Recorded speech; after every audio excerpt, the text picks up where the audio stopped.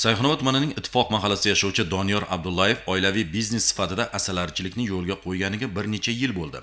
7 xazinaning biri bo'lgan bu tarmoq xonadon sohibiga mo'may daromad keltirmoqda. Yil boshidan buyon 200 dan ziyod asalari oilasi bozorga chiqarildi. Prezidentimizning Sayxunobodga tashrifidan so'ng mahalla yettiligi tomonidan tadbirkorga oilasi negizida asalarichilik markazini tashkil qilish taklifi bildirildi. Bugun tijorat banklarining 600 million so'm homiylik mablag'i hamda tadbirkorning 400 million so'm sarmoyasi hisobidan yiliga 12 tonna asal ishlab chiqarish va qadoqlash quvvatiga ega asalarichilik markazi ish boshladi.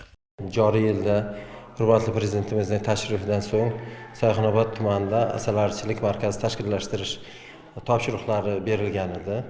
Shundan so'ng yana homiylar tomonidan asalarining mahsulotlarini qadoqlash va asalari mahsulotlarini ishlab chiqarish, asalari yashiklarini ishlab chiqarish yo'lga qo'ydik. Mana bugungi kunda to'liq ishga tushirdik. Hozir 70 ta xonadonda asalarilar boqilyapti. Ularda hammasini asalarichilik markaziga ular hammasi jamlangan.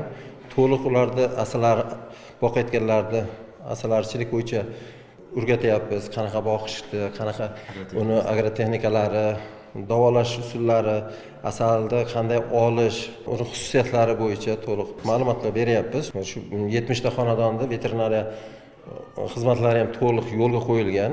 5 tonna asalga buyurtmamiz bor. To'liq hozir shuni ishlab chiqarib, qadoqlab, shu mahsulotni yetkazib beramiz.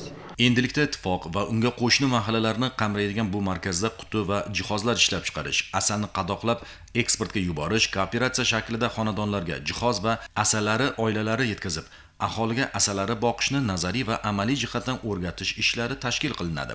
Buning uchun yangi bino zamonaviy jihozlanib, Polsha, Rossiya va Xitoydan eng ilg'or texnologiyalar, o'quv qo'llanmalari, ishlab chiqarish dastgohlari keltirib o'rnatildi.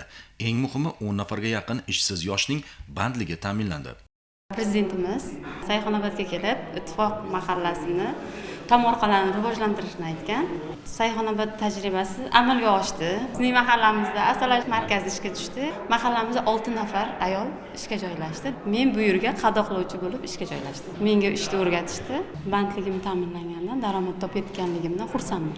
Markazning foydalanishga topshirish marosimi tantanavorlik kasb etdi. Tadbirda viloyat hokimi, tuman sektor rahbarlari, mahalla yettiligi, nuroniylar va keng jamoatchilik vakillari ishtirok etishdi.